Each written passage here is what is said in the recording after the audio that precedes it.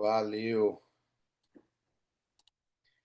E aí, hoje, geralmente a gente recapitula, depois faz a oração e entra no tema. Hoje a gente vai fazer diferente, a gente vai começar já orando, para poder a gente recapitular, introduzir e ir para o tema, tá bom? Então, feche seus olhos aí onde você estiver, se você puder, e ore junto comigo. Senhor Jesus, grandioso Pai, muito obrigado, Senhor, por mais um dia que o Senhor nos dá. Muito obrigado por mais uma oportunidade que o Senhor nos dá de começarmos a nossa semana estudando um pouco mais da tua palavra. A tua palavra nos guia, nos instrui para que a gente não caia em enganos, não caia em mentiras e não acredite em coisas que não nos aproximam do Senhor. Te pedimos, Senhor, humildemente agora, que o Senhor se faça presente aqui nesse estudo e que unicamente a tua vontade prevaleça. Não permita, Senhor, que eu, com os meus falhos e os meus erros, atrapalhe a tua mensagem. Muito obrigado. Desde já, pedimos, já te agradecemos. Em nome de Jesus. Amém. Então, no último estudo, a gente viu o Apocalipse, o capítulo 12, certo? No capítulo 12, ele é basicamente o início do grande conflito. Então, a gente tem ali três personagens principais, na verdade. A gente tem o dragão e tem uma mulher grávida, onde a gente viu que o dragão, ele é o próprio diabo, certo? A gente viu que a mulher vestida de branco, ela é a igreja em todas as suas fases. A igreja pré, a igreja durante e a igreja pós-Cristo. A mulher de branco não é só a igreja dos últimos dias, ela é também, só que ela é a igreja pré-Cristo, no momento que Cristo viveu, e a igreja cristã pós-Cristo. E a gente viu que essa mulher estava grávida, certo? Quando essa mulher estava grávida do menino que a gente sabe que é Jesus, o dragão ele se coloca em pé em frente à mulher para tentar devorar o menino no momento do nascimento. Só que aí o menino nasce, vai para o céu. Quando o menino vai para o céu, o dragão ele acompanha o menino até o céu. Só que ele se assusta, ele toma um susto, porque quando ele acompanha um garoto, ele acompanha um cordeiro. Só que quando ele chega no céu, quem abre a porta para ele é Miguel.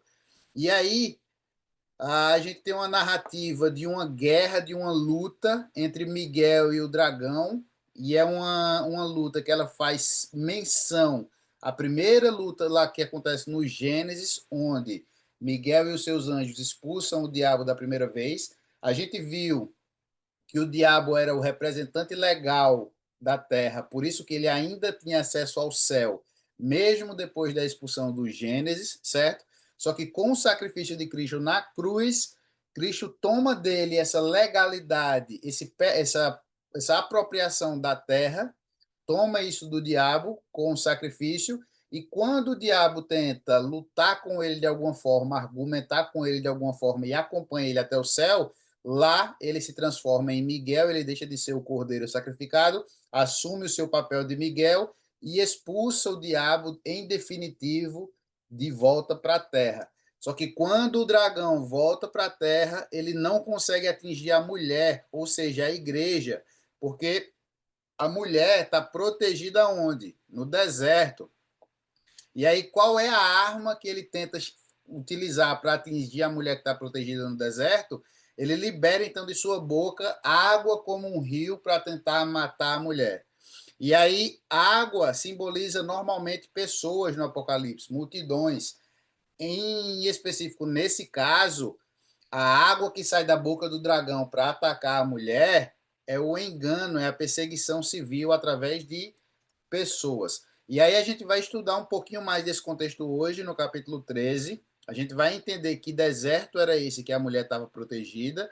A gente vai entender, o texto lá do Apocalipse 12 fala que quando o dragão solta a água da boca para atacar a mulher, o que é que acontece? A terra se abre, engole essa água e protege a mulher. Então a gente vai ver um pouco mais a fundo disso hoje, porque isso nos pega, nos atinge de forma direta, certo? Então esse é basicamente o capítulo 2. E o dragão falha novamente, o capítulo 2 ele descreve uma sucessão de falhas do dragão. Todavia, porém, após múltiplas falhas, o dragão se ira grandemente. Aí a gente vê aquele verso que é tão famoso na igreja adventista, que é irou-se o dragão contra a mulher. E aí, vendo que nenhuma de suas tentativas obtivera sucesso, ele se coloca de pé sobre a areia do mar e se prepara para dar seu último golpe. Então, quando ele tenta soltar água para tragar a mulher, a terra se abre, engole essa água, protege a mulher e ele falha novamente. Nesse momento, ele se ira contra a mulher, certo? E ele se coloca de pé na areia do mar. Ou seja, quando o Apocalipse traz para a gente mar e terra, essa divisão, é uma descrição, uma referência à totalidade do planeta, certo?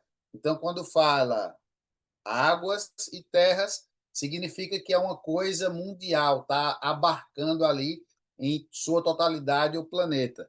E aí ele se prepara para dar o seu último golpe. Lembra que a gente acabou de falar que ele tentou várias vezes diferentes coisas e não teve sucesso, mas nesse momento ele se coloca em pé em cima da terra, em cima da areia do mar, numa posição onde ele abarca o mundo todo, tanto água quanto terra, e ele prepara o seu último golpe.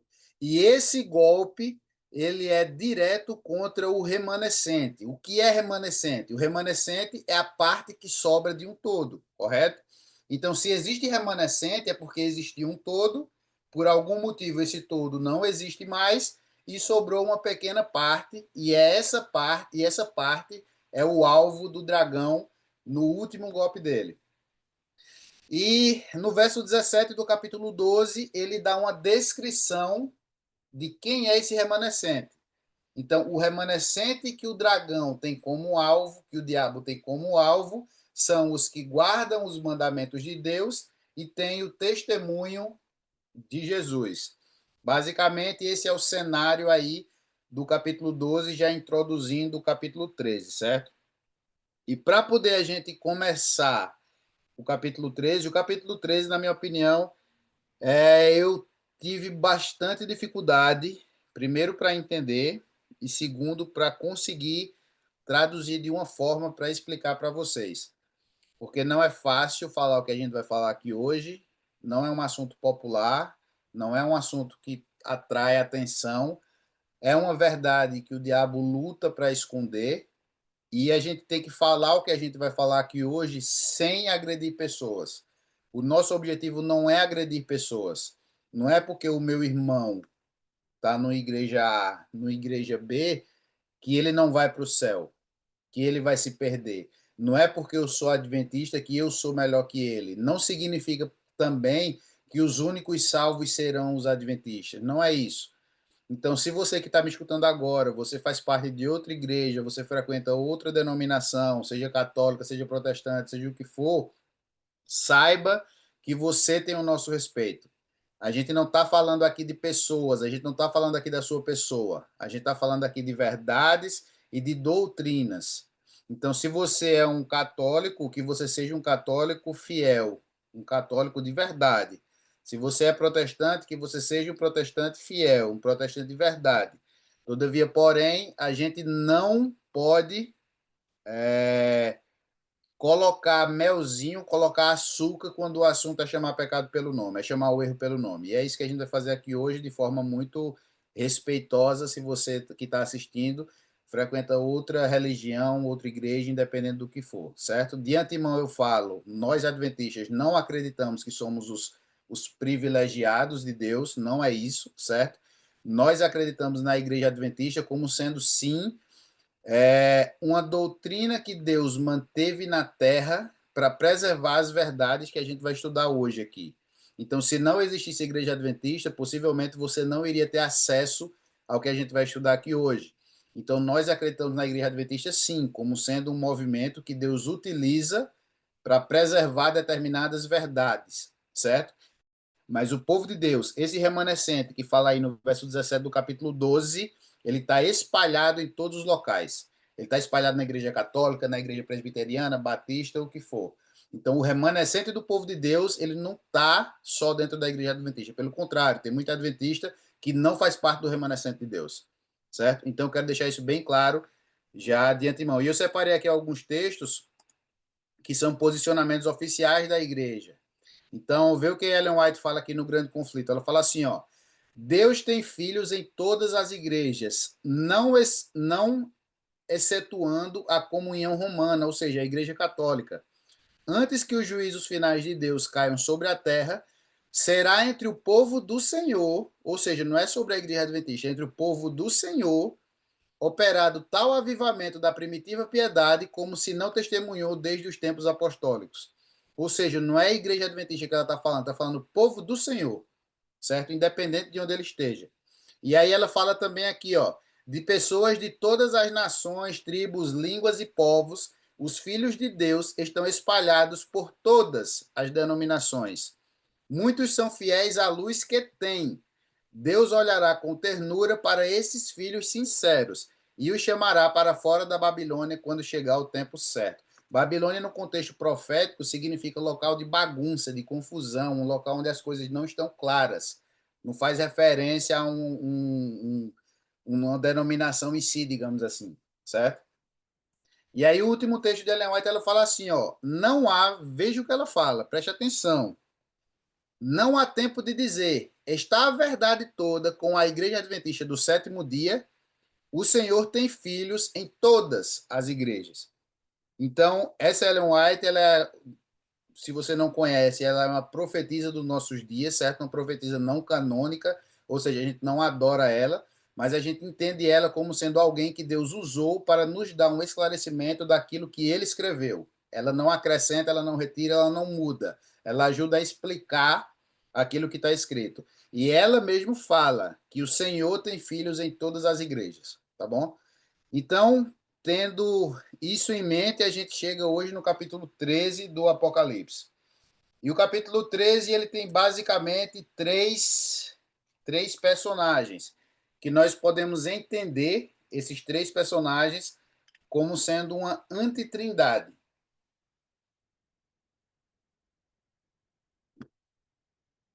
Quando eu uso esse prefixo anti, provavelmente você já deve ter escutado falar de anticristo, mas com certeza você também já escutou a falar de antitipo, por exemplo, de perfume. Aí a pessoa fala, ó, esse aqui não é o original, esse é o antitipo.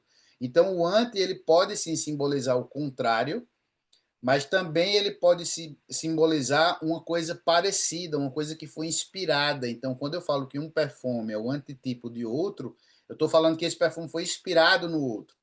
Então, quando eu falo aqui de antitrindade, no capítulo 13 do Apocalipse, nós temos uma trindade sediada pelo próprio dragão, pelo próprio diabo, que se inspira e que faz uma paródia da trindade de Deus Pai, Deus Filho e Deus Espírito Santo, certo? Essa trindade ela é composta por três personagens, digamos assim. O primeiro personagem é um dragão, que a gente já viu no capítulo 12, que é o próprio diabo, certo? E aí, no capítulo 13, surgem os outros dois personagens da trindade satânica, que é a besta que emerge do mar, que vai do verso 1 do capítulo 13 até o verso 10, e a besta da terra, que tem um filhinho aí, que é a imagem da besta, que está lá também a partir do verso 11, que é o que a gente vai estudar hoje. Então, pega a sua Bíblia, porque a forma que a gente vai estudar hoje é um pouco diferente do que a gente fez até agora. A gente vai ler o texto e aí a gente vai parando e tentando te explicar de que se trata, certo? Lembrando que esse texto, esse capítulo do Apocalipse, juntamente com o capítulo 17, que a gente ainda vai estudar, esses dois capítulos, eles são considerados, eles foram considerados durante muito tempo, até talvez até hoje ainda sejam, considerado uma cruz teológica. Então, o que significa dizer que é uma cruz teológica? Significa dizer que durante muito tempo estudou-se e buscou o entendimento sobre esses capítulos, certo? Então, não é algo fácil, não é algo simples, é um assunto complexo, e a minha ideia aqui é explicar para vocês o quadro geral. É que você saiba, quando você leia o capítulo, o meu objetivo é que você leia e entenda quem são os personagens, entenda do que se trata, mas os detalhes, a profundidade, realmente a gente não consegue ter por conta de tempo, por conta de limitações, enfim. Então, não se preocupe com alguns detalhes que você vai ler aqui, que a gente não vai ter tempo de abordar, mas entenda a ideia geral, entenda de que se trata, certo? A estrutura que João usa para escrever esse capítulo é o seguinte: do verso 1 ao verso 4, ele descreve a visão. E do verso 5 em diante, ele explica aquilo que primeiramente ele viu do 1 ao 4, certo? Isso é determinante para poder a gente entender a ordem e os fatores em que as coisas acontecem. Então, do 1 ao 4, ele começa tendo uma visão, começa descrevendo, apenas descrevendo aquilo que ele está vendo, e do 5 em diante é que ele começa a explicar aquela situação, certo? Então, pega sua Bíblia, Bíblia é complicado, né? Pega sua Bíblia e acompanha comigo, porque a gente vai começar a ler assim, ó. O verso 1, ele começa dizendo assim, ó. Vi emergir do mar uma besta. Parênteses. A gente viu que besta é todo o poder que se opõe à palavra de Deus, certo? No capítulo 12, no capítulo 11, a gente viu uma besta que sobe do abismo e mata as duas testemunhas, que a gente entendeu que foi a França revolucionária, certo? E aí no capítulo 13 a gente vê novamente essa palavra besta sendo utilizada. Então, besta é todo o poder político que se opõe à palavra de Deus, correto? Então, vi emergir do mar uma besta que tinha 10 chifres, 7 cabeças, sobre os chifres 10 diademas e sobre as cabeças nomes de blasfêmia. A besta que vi era semelhante ao leopardo, com pé de urso e boca como de leão. E deu-lhe o dragão o seu poder, o seu trono e grande autoridade.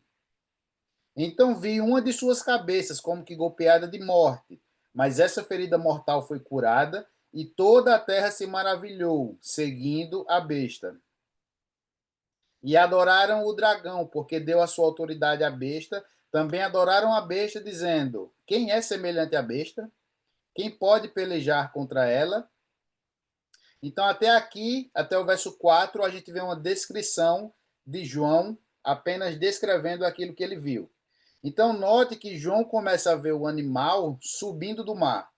Então, primeiro ele vê o chifre, depois ele vê a cabeça, depois ele vê diademas, depois ele vê os pés, depois ele volta falando o que é que tem na boca. Então, aqui João descreve um animal que ele vê saindo do mar. Eu já falei para vocês algumas vezes que o livro de Daniel, ele é considerado, ele é tido como sendo o Apocalipse do Velho Testamento, certo? Então, lá para Daniel, Deus mostrou algumas verdades, Deus entregou para ele algumas visões, algumas coisas ele entendeu, outras coisas ele não entendeu, e aquilo que ele não entendeu, ele recebeu a ordem de selar, de guardar, onde somente no tempo do fim o povo dos últimos dias seriam capazes de entender, de abrir aquele livro. A gente viu que o livrinho do capítulo 10, se não me engano, do Apocalipse, aquele livro que ele é aberto por João no tempo do fim, a gente entende como sendo o livro de Daniel. Então, se você lê o livro de Daniel de forma aleatória, você vai ver lá a descrição de vários animais. Quando a gente vai para o capítulo 7 de Daniel, a gente vê um paralelo do que está aqui no capítulo 13. A gente vê algumas descrições, a gente não vai ler, mas você pode, não vai ler tudo, a gente vai ler uma parte daqui a pouco.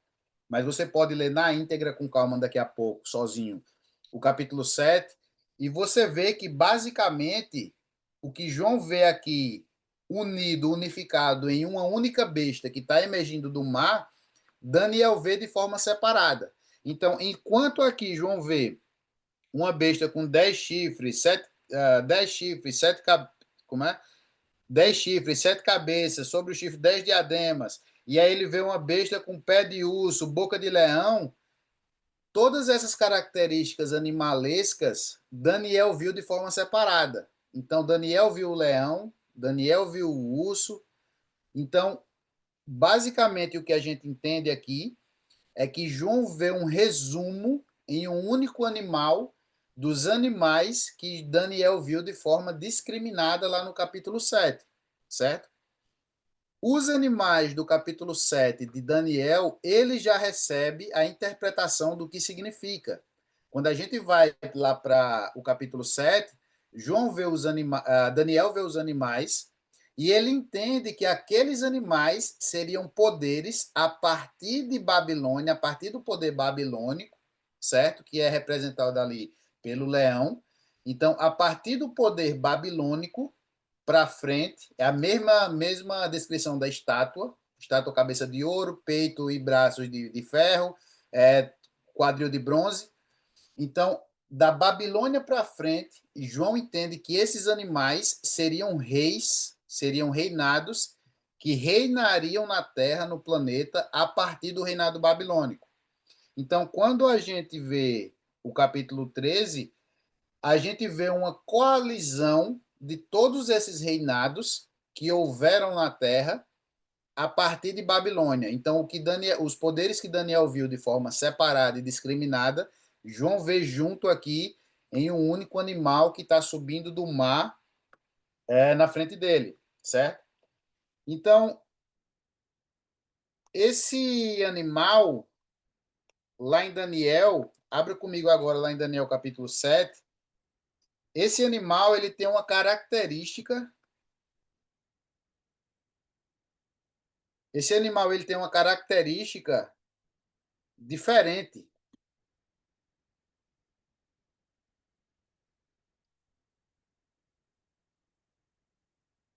Então esse animal ele tem características de leopardo, característica de urso, de leão e de um animal indescritível que Daniel viu no capítulo 7, certo? No capítulo 7, a partir do verso 23, Daniel viu subir da cabeça do quarto animal, ou seja, do animal indescritível, um chifre pequeno.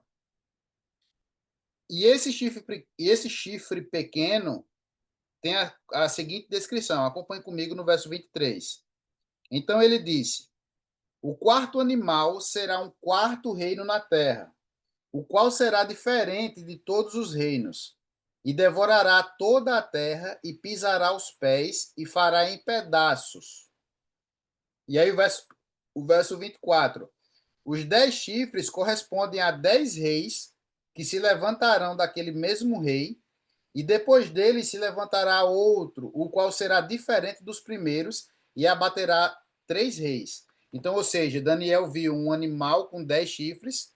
Desses 10 chifres, o anjo intérprete fala para Daniel que simbolizam 10 reis, e ele fala de um chifre pequeno que vai subir no meio dos 10, derrubando 3, certo? 10 reis, ou um reinado que vai subir no meio dos 10 e vai destruir três desses 10 reis, certo? E olha o que esse reinado, esse chifre pequeno vai fazer, ó, no verso 25. Proferirá palavras contra o Altíssimo, magoará os santos do Altíssimo e cuidará em mudar os tempos e a lei. E os santos lhe serão entregues nas mãos por um tempo, 2 tempos e metade de um tempo. A gente já viu inúmeras vezes que um tempo, 2 tempos e metade de um tempo significa a mesma coisa que está escrita aqui, ainda no capítulo 13 do Apocalipse. Aqui na frente, ó. Volta lá para Apocalipse,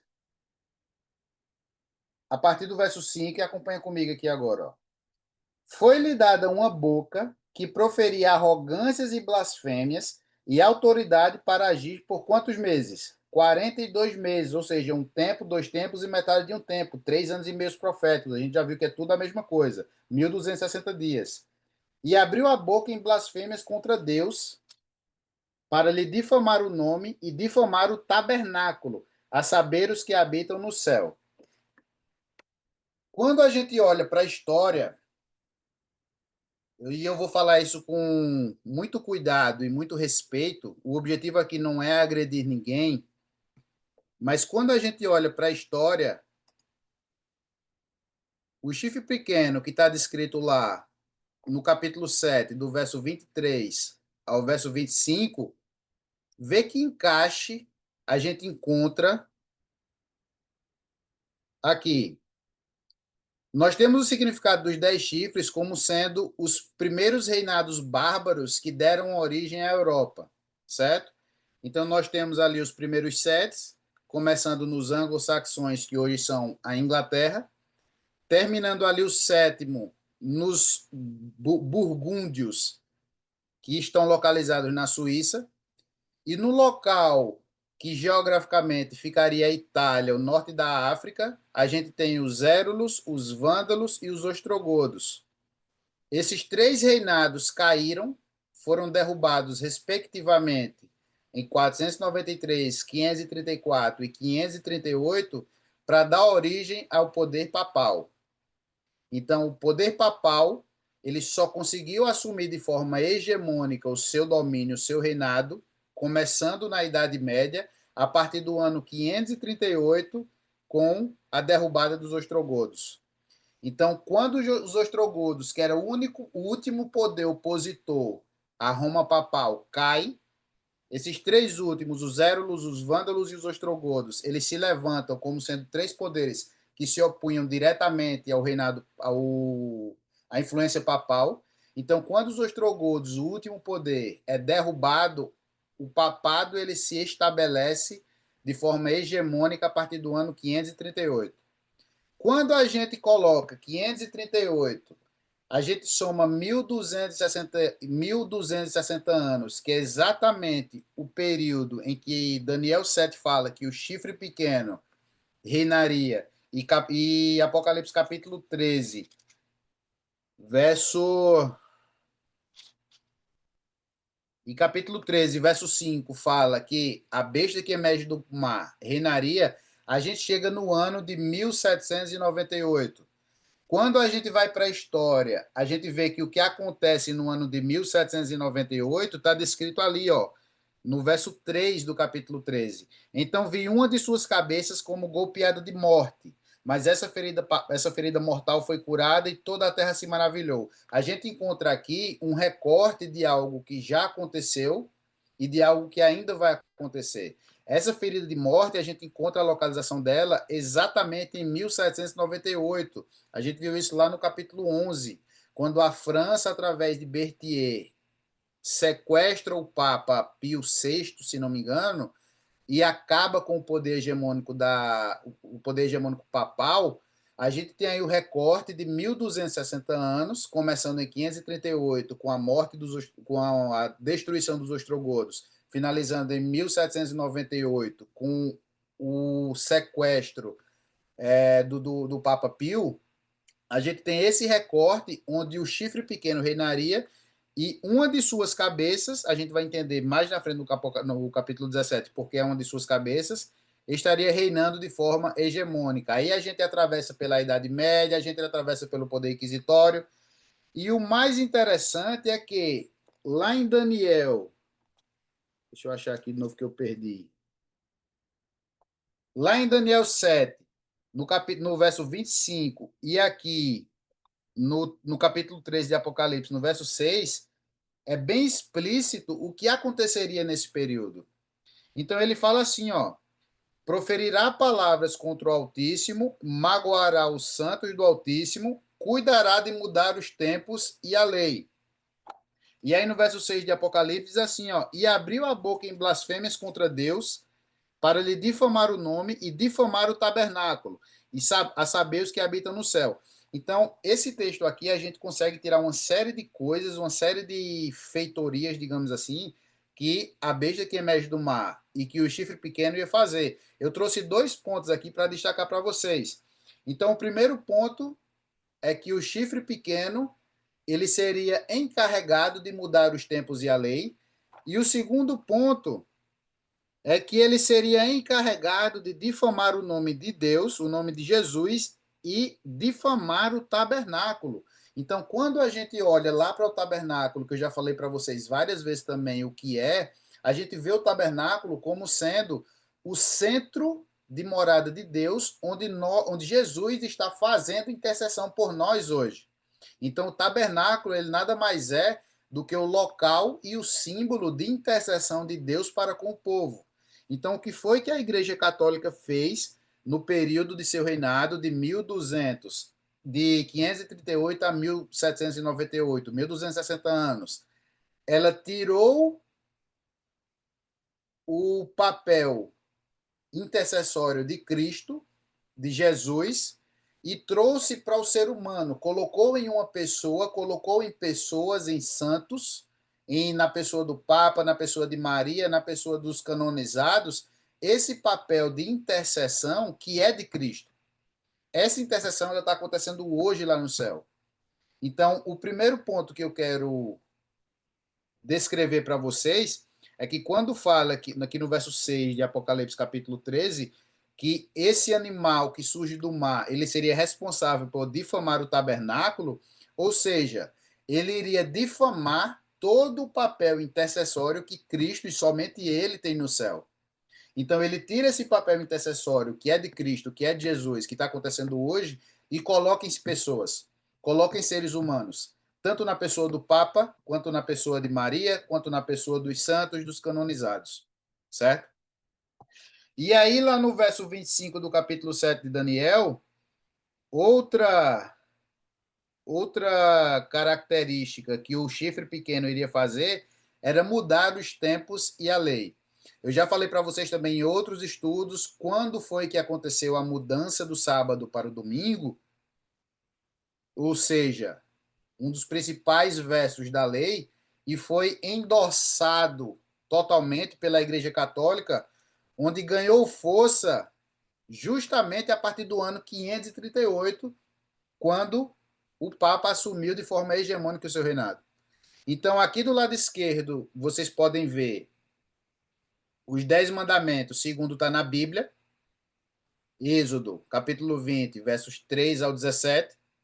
E aqui do lado direito, a gente consegue ver os 10 mandamentos segundo o catecismo da Igreja Católica. A diferença ali, quando a gente olha para o quarto mandamento bíblico e a gente olha para o quarto mandamento católico, a gente vê ali ó, que na Bíblia está escrito assim: lembra-te do dia de sábado para o santificar. Quando a gente olha para o quarto mandamento do catecismo, está escrito o quê? Honrar pai e mãe. Quando a gente olha para o terceiro mandamento da bíblico, não tomarás o nome do Senhor teu Deus em vão. Terceiro mandamento, catecismo, guardar domingos e festas. Mas de alguma forma, eles tinham que, quando remove o sábado, quando é feita a remoção do sábado, eles tinham que sobrou um local, sobrou um spot ali vazio. Então, basicamente, o 10º mandamento, que fala não cobiçarás a casa do teu próximo, não cobiçarás a mulher do teu próximo e etc., eles dividem o 10 em dois e colocam uma parte no próprio 10 e outra parte no nono. Isso aqui não é interpretação adventista. Isso aqui foi feito. O católico concorda que isso aqui existiu, isso é história. O evangélico concorda que isso aqui existiu. Então, de fato, a Igreja Católica, segundo ela, por razões legítimas, mas a gente custa acreditar que existe alguma legitimidade em mudar os mandamentos outrora descrito na palavra, mas mesmo apesar de suas justificativas legítimas, a gente não consegue tolerar uma mudança naquilo que foi escrito pelo próprio dedo de Deus. Então, toda a Bíblia ela foi inspirada. Cristo inspira os seus profetas para escrever. A única parte da Bíblia que não foi inspirada, de ponta a ponta, de Gênesis a Apocalipse, foram os 10 mandamentos. O próprio Deus ele teve o trabalho de escrever as tábuas e entregar para Moisés, porque existia uma razão para isso. Então, quando um poder se levanta reclamando uma intercessão que pertence a Cristo, que pertence a Jesus, para homens, e ele muda os tempos e a lei, entre outras coisas mais que a gente poderia abordar, a gente consegue enxergar tanto o chifre pequeno de Daniel 7, como o animal que se levanta do mar, do capítulo 13 de Apocalipse, como sendo o poder papal.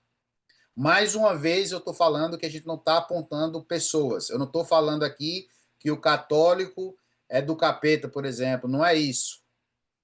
Acabei de falar no começo, a própria Ellen White fala que existem vários e vários irmãos católicos, honestos e sinceros e que vão se salvar. O que eu estou falando é que o poder papal, a cúpula de uma doutrina, foi responsável por fazer coisas que em Daniel e em Apocalipse, essas coisas seriam feitas pelo chifre pequeno e pela o animal, a besta que sobe da terra. E aí, lá no capítulo 13, ele fala assim, ó, que uma das cabeças do animal seria golpeada de morte, mas essa ferida mortal foi curada. Então, nesse contexto, a ferida mortal a gente entende que é justamente o ano de 1798, que finaliza os 1260 anos, quando o Papa é sequestrado pelo Berthier, a comando da Revolução Francesa. A gente entende que a ferida mortal ela deu-se aí, certo? E aí, então, em 1929, cento e poucos anos depois, a Itália reconhece o poderio papal através do Tratado de Latrão, devolve as terras que antes teriam sido tomadas da religião católica e se coloca o papado como sendo realmente a sua religião oficial aí, novamente, mais uma vez. Isso é o início do processo da cura da ferida mortal. Então, a ferida mortal acontece em 1798 e o seu início, que nós acreditamos que ainda está em curso, está em progresso, acontece a partir do ano de 1929, a Itália dando esse pontapé inicial, porém, essa ferida ainda não está curada. Ela está em processo de cicatrização, digamos assim. E aí, quando a gente vai lá para o verso 11, a gente vê outra besta, a gente vê outro animal.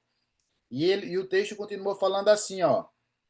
Vi ainda outra besta emergir da terra. Essa besta ela possuía 2 chifres, parecendo cordeiro, mas falava como um dragão. Exerce toda a autoridade da primeira besta na sua presença. Faz com que a terra e os seus habitantes adorem a primeira besta, cuja ferida mortal fora curada. Também opera grandes sinais, de maneira que até fogo do céu faz descer a terra, diante dos homens. Seduz os que habitam sobre a terra por causa dos sinais que lhe foi dado executar diante da besta, dizendo aos que habitam sobre a terra que façam imagem à besta, aquele que, ferido a espada, sobreviveu. Detalhes importantes para gente que a gente tem que entender aqui nesse texto. Primeiro de que tudo, a gente vê novamente aqui a expressão os que habitam sobre a terra.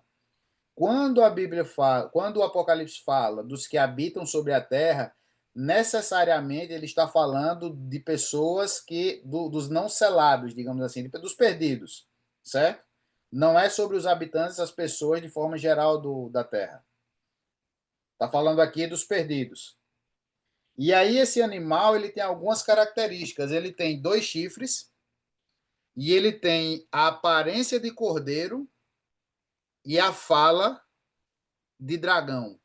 Ou seja, ele aparenta ser um animal inofensivo, mas quando ele abre a boca, a sua fala é de dragão. Lá no capítulo 12, a gente viu que a terra do qual esse animal emerge, ela foi responsável por proteger a mulher durante o período em que o dragão tentou matá-la com falsas doutrinas e com engano, correto? A gente viu que o dragão abre a boca, solta a água, a terra engole essa água. Dessa mesma terra é que emerge essa segunda besta, esse segundo animal. Primeiro ponto, esse animal que surge da terra, ele só pode existir depois da ferida mortal que foi causada ao chifre, à primeira besta, correto? Então, aqui fala, aqui, ó, no verso 12, a segunda metade fala assim, ó, faz com que a terra e os seus habitantes adorem a primeira besta, cuja ferida mortal fora curada. Então, a gente viu que a ferida mortal ainda não foi curada, logo, esse primeiro animal, ele só pode existir depois da ferida causada, correto? Quando a gente olha para o recorte histórico e vê o que aconteceu, a gente vê o fundamento do que hoje é a maior superpotência do mundo, o país que eu acho que a maioria de nós mora hoje, Estados Unidos. Enquanto a Europa, enquanto o Oriente estava caindo, estava sendo tragado, atropelado, moído pelo poder do chifre, do chifre pequeno, pelo poder da besta que emerge da terra, durante os 1260 anos, todos aqueles que conseguiam, que tinham a oportunidade de fugir e que adotavam valores cristãos, correram e fugiram para os Estados Unidos, que até então não se chamava Estados Unidos. Então, essas pessoas, fugindo dos ataques e das perseguições ocasionado pela Igreja Católica no tempo da Idade Média, vieram para cá, para os Estados Unidos. E quando eles vieram para cá, quando eles fundaram esse país, que quem conhece um pouco mais sabe que esse país aqui é majoritariamente protestante, eles tinham duas bandeiras que simbolizam os dois chifres do animal. A primeira bandeira era liberdade religiosa e a segunda bandeira era liberdade civil. Então, o que se pregava aqui nesse país era que os seres humanos têm liberdade para viver e adorar a quem eles quiserem, da forma que eles quiserem, e os seres humanos têm liberdade para se organizar como comunidade, como civilização, da forma que eles quiserem. Não é à toa que até hoje o principal país do mundo, e um dos estados tem mais, como é que eu posso falar, mais autonomia para produzir suas leis, para legislar, é aqui nos Estados Unidos. O governo federal ele tem o seu papel, e trabalha juntamente com o governo estadual. Por quê? Porque esse país ele foi fundado sobre a bandeira da liberdade, tanto a liberdade religiosa quanto a liberdade civil. E esse discurso é um discurso lindo, é um discurso maravilhoso, é um discurso que realmente parece um discurso de um cordeiro. O discurso de liberdade, de paz, de igualdade, é de fato um discurso bonito, um discurso belo. E os dois principais pontos, liberdade religiosa e liberdade civil, estão caracterizados no chifre do cordeiro, ou seja, um discurso belo, um discurso bonito, que um dia vai se tornar num discurso de perseguição e morte. Então, quando fala aqui que o cordeiro tinha dois chifres e falava como um dragão, parte disso já se cumpriu, já aconteceu, mas parte disso ainda não aconteceu. Então, a besta que surge da terra, ela só vai assumir o seu lugar de besta próximo à cura da ferida mortal se concretizar. Porque esse país ele vai ter um papel fundamental em ressuscitar os poderes do papado. Então, todo aquele poder que o papado tinha na Idade Média, que hoje não existe mais, ou seja, está ferido, está morto, esse país, os Estados Unidos da América, vai ter, vai ser um dos principais agentes que irão ressuscitar e recuperar os poderes da primeira besta. E aí a gente vê que os habitantes da Terra, ou seja, os perdidos, não são os salvos, eles recebem uma ordem. E a ordem é que eles façam uma imagem à besta. A imagem, ela não é o original. A imagem, ela é uma cópia, um desenho do original, certo? Então, a imagem da besta, ela é uma doutrina, uma forma de pensar que faz referência às doutrinas e às formas de pensar do papado. Quem está acompanhando os estudos sabe que no estudo de hoje, vocês estão percebendo aí, estão vendo, que eu estou tentando falar com o máximo de cautela possível. Eu estou tentando falar com o máximo de cuidado possível. Porque, mais uma vez, eu repito, o objetivo não é agredir ninguém. O objetivo não é bater em ninguém. O objetivo é levar a verdade. Ao mesmo tempo que a gente não quer bater, que a gente não quer agredir, a gente também não pode se omitir.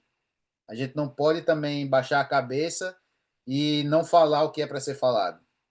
Então, mais uma vez, eu ressalto que, de forma muito respeitosa, eu estou falando isso. E eu estou literalmente pisando em ovos, porque eu não quero que você, que é nosso amigo de outra igreja, de outra religião, você se sinta ofendido com isso.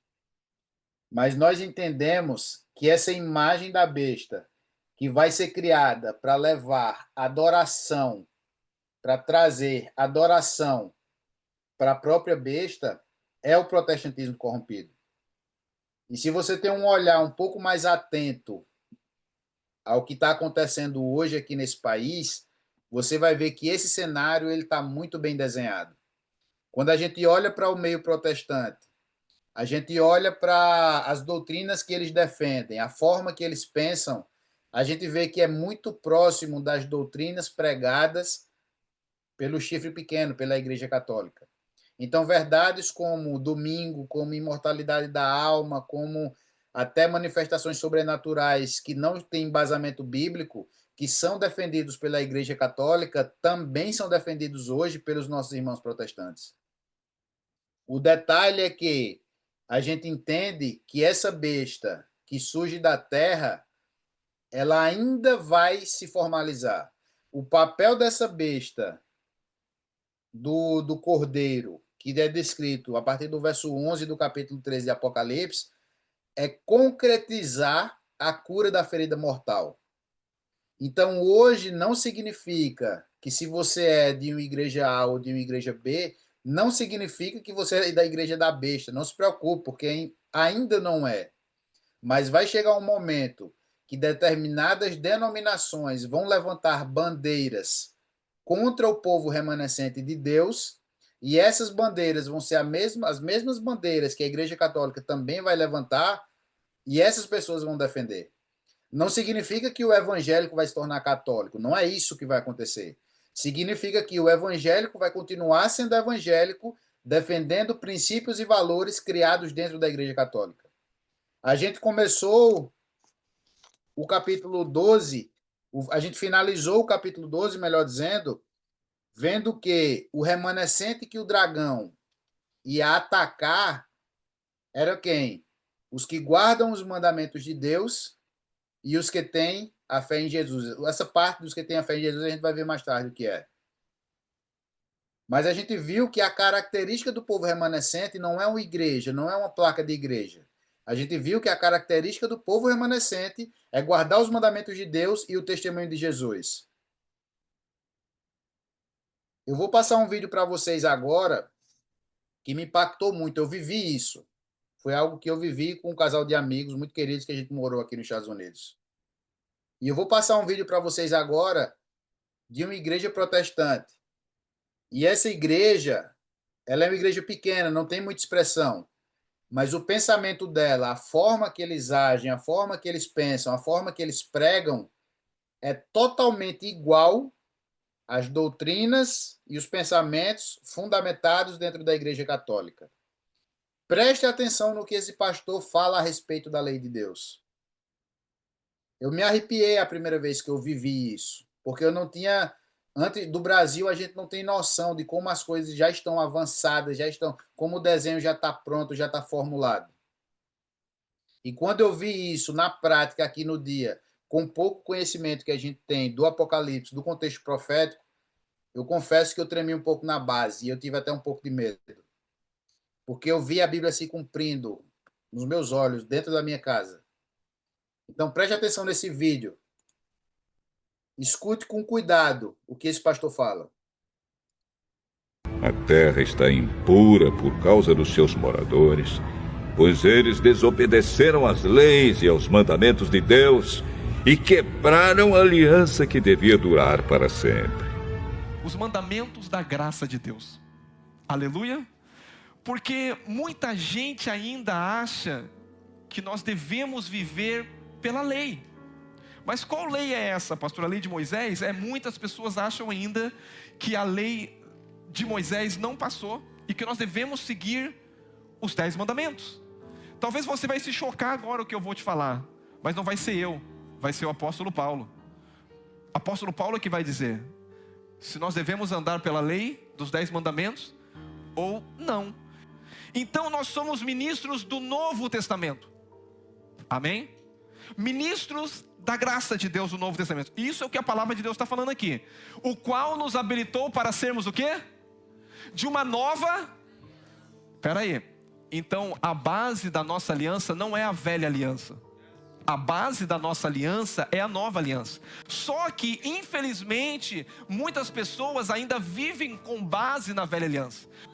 Então eu tenho que entender que a minha Bíblia, ela é dividida em duas partes. A minha Bíblia é dividida entre a velha aliança e a nova aliança. Amém? Se você abrir para mim o Velho Testamento e tentar aplicar algo do Velho Testamento para mim, não vai caber. Existe um ministério que ele gera morte. A Bíblia está falando. E se o ministério da morte cravada com letras em pedras... Espera aí, ministério da morte cravado em letras de... O que foi cravado em letras de pedras? Os 10? Sim ou não? Deus escreveu nas tábuas o quê? 10 mandamentos, tábuas de pedra. Irmãos, os 10 mandamentos é duas coisas que acontecem. Não ou sim. Não mata, né? Não rouba. Ama o Senhor teu Deus acima de todas as coisas. Amém? Não adulterarás. Se você vive pelos 10 mandamentos, alguém sabe o quarto mandamento da lei? Qual é o quarto mandamento? Se você não sabe, irmãos, você deveria saber se você vive pela lei. Porque o quarto mandamento da lei está dizendo que se você trabalhou no sábado, você já era. O quarto mandamento da lei diz que você não deve trabalhar no sábado. Ah, pastor, mas agora Jesus é o nosso sábado. Jesus é o nosso sábado, é o nosso domingo, é a nossa segunda, é a nossa terça, é a nossa quarta, é a nossa quinta. Jesus é tudo agora. Amém? Até porque, irmãos, Deus só ouve justo. Eu falei para você, vou falar um pouquinho aqui agora. Eu já volto no ministério da condenação, que foi escrito em tábuas de pedra. Deus só ouve justo, amém? Duas bases. Ou a justiça ela vem de obras, nós vamos ver mais para frente, ou ela vem de fé. A de obras é segundo a lei. Se eu obedecer, então eu recebo aquilo que é bom. O meu cachorrinho entende muito bem o que é lei, irmão. Toda a base da sociedade é pela lei. Eu vou dizer uma coisa, o teu trabalho é pela lei, aonde você vai é pela lei, tudo. A única coisa que é diferente é o Evangelho. O Evangelho não é por lei, não é. O Evangelho é por pura graça, favor imerecido, para mostrar o amor de Deus e a glória de Deus. Irmãos, eu sei que você é fã de Moisés. Eu te respeito. Eu também gosto de Moisés. Moisés, ele foi fiel àquilo que foi colocado nas suas mãos. Mas hoje nós não relacionamos mais com Moisés. Quem se relaciona com a lei, porque a lei é de Moisés. A Bíblia fala que a lei foi dada através de Moisés. A graça e a verdade vieram através de Jesus Cristo. Às vezes você dá trabalho para Deus. Você existe, irmão. Às vezes é difícil falar, mas diga para a pessoa do lado, diga, desista. Fala, desista. Fala para ele, desista. Desistir é se render. Deixa Deus fazer, coloca na mão de Deus. Desista de tentar agradar a Deus. Desista de tentar ser bom. Desista de querer ser perfeccionista. Desista, coloca nas mãos do Senhor. Porque você não precisa de dar espaço para ser abençoado. Você precisa de Jesus entrar na sua casa e abençoar toda a sua casa, a sua família. Quando faz leitura o quê? Do Velho Testamento. Não, é da Antiga Aliança. A aliança é hoje, a aliança hoje não é mais os 10 mandamentos. A aliança que eu tenho é em Cristo Jesus hoje. É uma aliança através do Espírito. Você nunca vai ver Cristo se você não tirar o véu. O véu da religiosidade, da lei tem que ser removido. Porque o que diz ali, ó? Abraão viveu esse relacionamento maravilhoso com Deus. E Abraão não cumpriu o mandamento. Abraão não cumpriu lei. Mas Abraão viveu. Mas Deus não deu a lei para ser cumprida. Ah, pastor, agora você vai... Porque se Deus dá a lei para quem não consegue cumprir a lei, você acha que Deus deu a lei para ser cumprida? Por quê? Porque eu era pecador. No céu não entra pecador perdoado. No céu só entra uma nova criatura. Eu estou falando aqui que no céu não entra pecadores perdoados. No céu não tem lugar para... No céu tem lugar para justo, irmão. Meu Deus. Oh, Jesus, a Bíblia diz que a lei foi dada por Moisés, mas a graça e a verdade não foi dada. Ele veio, ele desceu à terra. Ele não mandou uma carta, não. Ele está dizendo, eu mesmo vou assumir essa culpa. Como assim? Eu já li na Bíblia Jesus dizendo que tinha mandamento, sim. Como esse negócio que nós não vamos viver? Mas sem lei, existe lei. 1 João capítulo 3, versículo 21 a 23, ele diz assim: amados, se o teu coração não nos acusar, temos confiança de dentro de Deus, que aquilo que pedimos recebemos. Só quem é bom poderia cumprir a lei, e só houve um que foi bom e pôde cumprir a lei.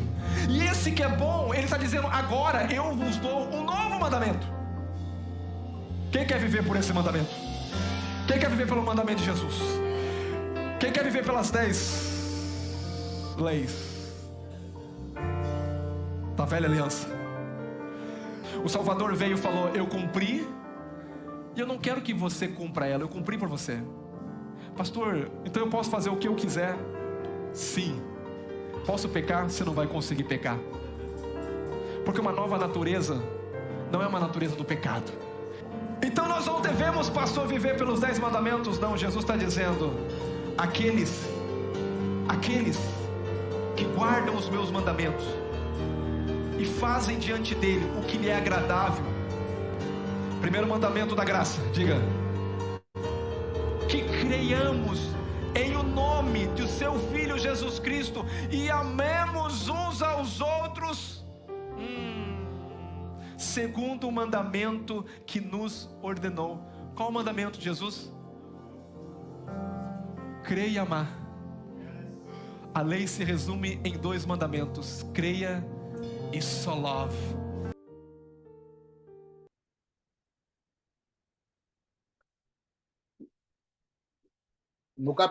No verso 13 do capítulo 13, fala assim, ó, que a besta que emerge da terra, ela também opera grandes sinais, de maneira que até fogo do céu faz descer a terra diante dos homens.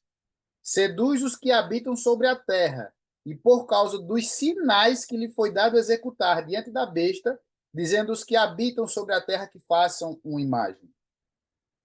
Então está muito claro, está muito bem descrito e muito bem detalhado, que a primeira besta, a besta que emerge da terra, do mar, o papel dela seria mudar os tempos e a lei. E a segunda besta, a besta que emerge da terra, o papel dela seria levar essa adoração, conduzir essa adoração, propagar essa adoração deturpada no meio dos habitantes da terra. Então, meu irmão, você viu aí que eles não usam palavras fora da Bíblia para tentar combater a própria Bíblia. Eles usam meias verdades, versos fora de contexto que transformam em pretexto, para tentar mudar e te convencer daquilo que é a verdade deixada para o povo de Deus. Então, se você deseja fazer parte do remanescente, da mesma forma que eu desejo no meu coração, eu tenho que me preparar, eu tenho que estudar, porque senão os sinais, os prodígios feitos pela besta que emerge da terra, pela imagem da besta, vão me enganar.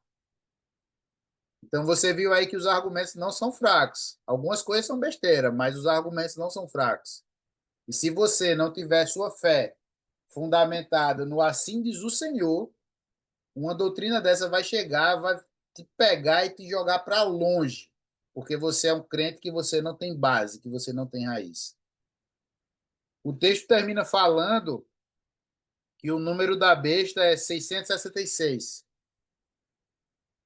E o 666 aí, durante muito tempo, foi interpretado como sendo um número literal. 666. Hoje a gente entende que não é um número literal, não é 666, mas é o 666. No Gênesis, a gente vê o 7º dia, o dia 7º, como sendo a coroação da criação. O dia que Deus descansa e admira e prestigia tudo aquilo que ele tinha criado. Ou seja, o centro, o foco do 7º dia é Deus. E no 6º dia ele cria o homem. No 6º dia, o centro das atenções é o homem, é a criatura. Então, o 666 nada mais é do que uma enfatização de que a caricatura religiosa dos últimos dias seria uma caricatura em que colocaria o homem como sendo o foco do evangelho. Como o próprio pastor diz aí, o 666 significa colocar o homem como sendo o centro das tomadas de decisões. Ou seja, as minhas decisões, elas não são pautadas naquilo que Deus me pede para fazer. As minhas decisões são pautadas no que o meu coração fala que está certo e que está errado, segundo palavras do próprio nosso amigo pastor. Então, o 666 significa colocar o homem como sendo o centro tomador de decisões aí, o centro da nova religião que vai ser formada. Mais uma vez eu repito, a imagem da besta, a besta que emerge da terra, ainda não está 100% formada. O protestantismo corrompido vai sim servir como uma forma de levar a adoração. O protestantismo corrompido ele vai sim servir como uma forma de levar a adoração para a besta, para o próprio dragão, para o próprio diabo. Mas isso ainda não aconteceu, isso ainda vai acontecer. Isso é no contexto da ferida mortal curada. Mas a gente vê muito claro que o cenário já está montado. Então, o capítulo 13 ele mostra para a gente a antitrindade, a trindade do Paraguai, digamos assim, que imita a trindade de verdade, onde o Deus é imitado pelo próprio diabo, o dragão, onde Cristo, que é o nosso intercessor, é substituído pelo anticristo, o poder papal, e o Espírito Santo tem o seu papel comparado ao protestantismo corrompido, que é o que leva a adoração para a besta do mar, a adoração para o dragão.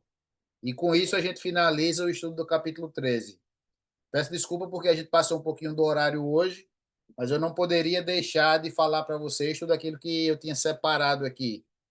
Então, mais uma vez eu reitero, cuidado com essas informações. Essas informações elas não servem para agredir, para bater, para machucar, para debater, para lutar. Essas informações elas servem primeiramente para fortalecer a nossa fé, para que nós sejamos cristãos radicais, ou seja, cristãos que têm raízes profundas e para pregar quando nos for requisitado.